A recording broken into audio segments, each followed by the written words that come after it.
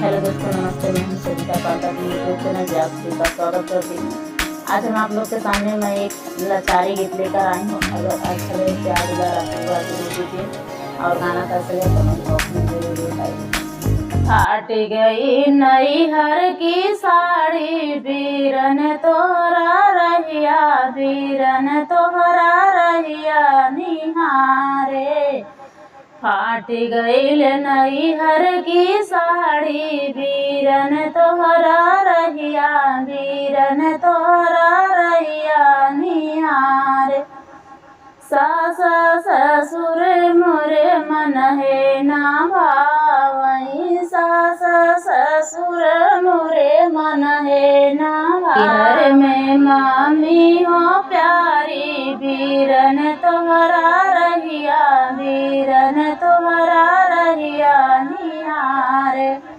फाट गईल नैहर की साड़ी, बीरन तोहरा रहिया, बीरन तोहरा रहिया निहार।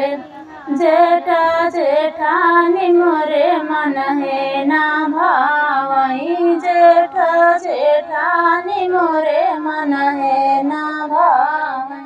नैहर में चाची हो प्यारी, बीरन तोहरा रहिया, बीरन तोहरा रहिया निहारे। नैहर में चाची हो प्यारी, बीरन तोहरा रहिया, बीरन तोहरा रहिया निहारे। फाट गईल नैहर की साड़ी, बीरन तोहरा रहिया, बीरन तोहरा रहिया निहार।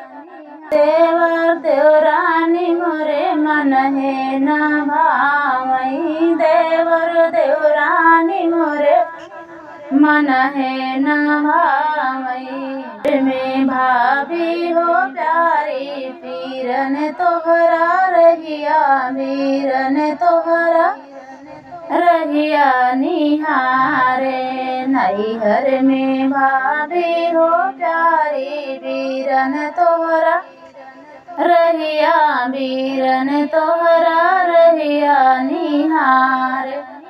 गईल नैहर की साड़ी, बीरन तोहरा रहिया, बीरन तोहरा रहिया निहार।